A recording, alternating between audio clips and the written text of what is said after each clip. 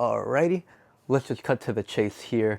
I think we all know a recession is coming soon, but my question is, I do believe this is very much on purpose. Like, this is not a dumb, uncalculated move. I think this administration has very much saw the cards that they were dealt by the previous administration and found a perfect excuse to go forward with a recession. In the fact, and I say that in the sense of a recession was inevitable regardless. I think it's just a subprime loan crisis in general with 1.2 trillion, 1.17 trillion dollars of credit card debt among consumers. Auto loan payments have reached their highest default rate since the number has even started being tracked on an index. And I I think that a lot of banks have extended a lot of credit to subprime individuals because of like this tendency towards consumerism, especially like doomer spending. But that's a whole nother topic on its own, because like what we don't have measurements for, because what the Federal Reserve goes by is basically private data information, basically what the banks give them, Morgan Stanley, JP Morgan, all the likes like them. And they also go through their federal government data, the unemployment rate, the CPI reports, all the individual states funneling in their information for the federal reports. But the issue I find is that some companies in some measurements are just not recorded and being able to be seen by the federal government. And I'll give you an example for the unemployment rate. Let's say hypothetically some guy from Google making 200K a year gets laid off from Google and they get a job at Uber Eats to hold them over and they're working overtime, maybe like a second job at a fast food restaurant or something. Those count as two records of employment, but they're not even close to the original income they were making at Google. So I very much believe like a lot of our methods of tracking the data is just flat out outdated and incorrect. That a lot of this data is going to be revised down the line, and we're going to, like, I believe that the whole system needs to be updated regardless, because you're not going to tell me we have AI models now that can create a movie out of fucking thin air, out of a prompt with photorealistic images. Like, I could be AI, and you're telling me that we're going by the 1970s ways of measuring instead of some like newly innovative ways that integrate computer systems, better tracking, better model data. And you're going to tell me we're going by the 1970s measurements and how we go about determining recessions? It just doesn't add up. But my issue is with this recession is that this has to be a calculated move. Like, this was going to happen regardless if it was Kamala or Trump. Like, I'll be honest, it was just an inevitable downturn.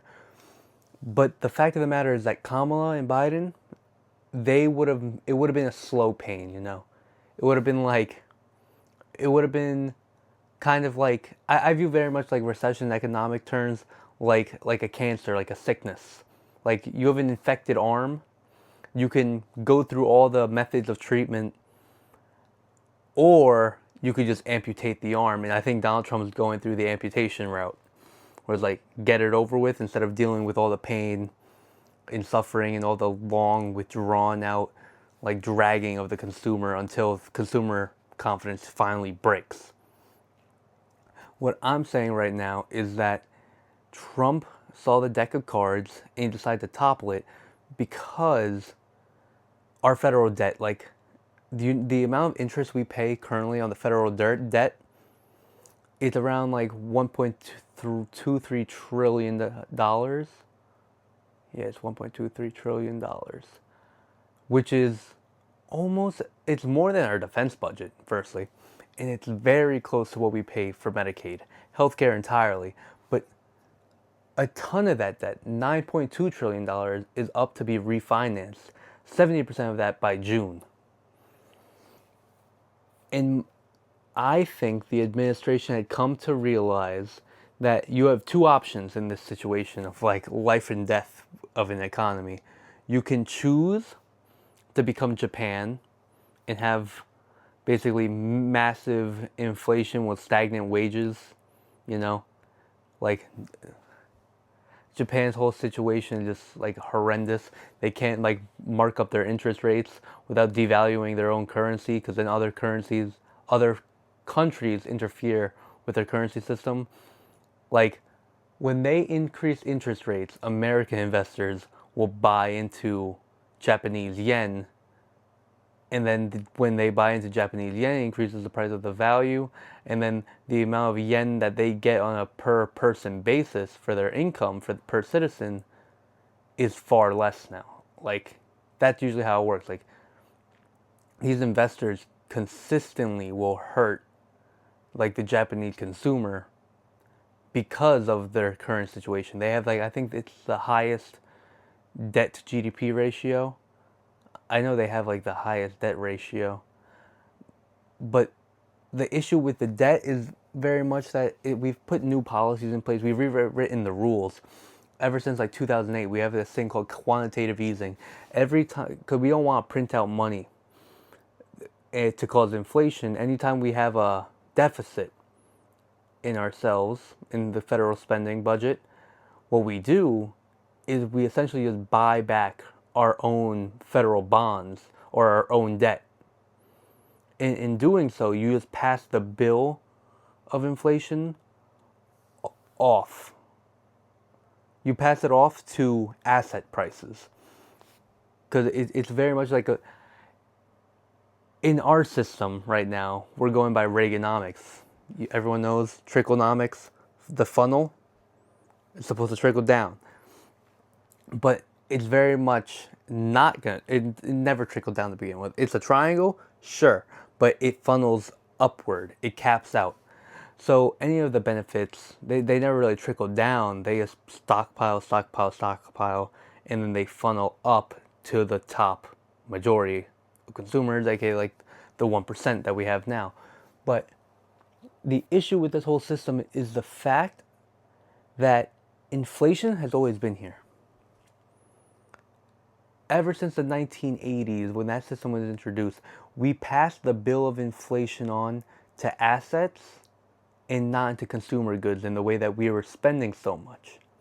When we just started doing quantitative easing, we gave subsidies and a ton of support to financial markets and capital industries.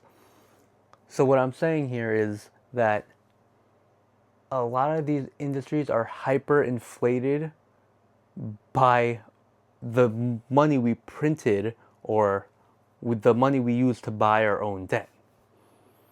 Because it all funnels up. Like let's say, I'll give you an example because it's a very hard concept to understand. But let's say you give $2,000 to a regular American, like a regular consumer. And let's say the COVID checks, the pandemic checks, stimulus, that caused inflation. Because when there was higher demand and people had more money to spend, they went to consumer goods. And then the thing that they have demand for, the supply couldn't meet that demand. So the prices went up. Because what do poor people or the middle class Americans buy the most with excess money? They buy it on food, rent, and then basic living necessities. They live paycheck to paycheck for the most part. But now, what are the consumer habits of the wealthy, like the top 1%? You give $30 billion to a top 1%er, they're investing in real estate, stock assets, and then sometimes they'll do buyback programs with the company. Whatever company assets they have, they do stock buybacks and then pump up the price of the stock. But that goes to show, if that's a consumer habit, and all laws of economics are to apply, the inflation is here. It's always been here. it just caused the record high profits and the record high stock valuations and the record high housing prices we see now. This is a deck of cards that is inevitably going to fall. And I think this is the moment. We're probably week one. If this recession is very bad, one recession away from like a complete turnover of our system, and we finally start taking things seriously with the debt and our own like financing, or we need one more breaking point, which would be like this. It would be the breaking point that causes riots. I'm not sure if this is riot time unless it's like politically based, because some people might go on the streets for like Trump reasons instead of like the economics of it all. But when it comes to cost of living, there's going to be a breaking point. I'm not sure if this is it. It might be, but this recession is going to come. It's going to hit hard, and it's going to be tough for all of us Americans. And what I hope for to come out of this is that we fight for what we need as citizens, what we deserve as Americans. Because whatever they tell you, or whatever you have right now that you think is enough, it can always be better. Because that's what the true American way. It's never settling for less. What we have now, we can always have more, and we can always do it better. There's no reason why America should be last in education, last in healthcare quality, and last in quality of life, and in like debt to income ratios, and like how people live their life with work-life balance. We should not be the last. We shouldn't even be towards the bottom. We should be at the top. We are number one. That's how I want my America to be. And that's not going to happen with this presidency. Hell, it was never happening under a Democrat either. They're both colluding to the same system to protect these wealthy asset holders. And all that matters to them is that these boomers and these asset holders are safe. When this crash happens, watch. They'll probably do another bailout for the wealthy, and we get nothing. That's just a fact of the matter. But with this bailout, as I mentioned before, we're buying our own debt. And it's finally caught up to us. If they do another bailout, the inflation that comes from that will trickle down to us quickly. Because we're entering Japan territory with what their economy is. It's stagnated. It's flat, and it's not growing.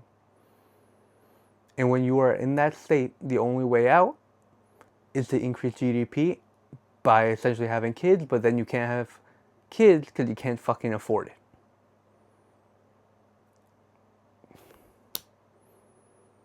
So, I do hope that we can push past this and grow as a country.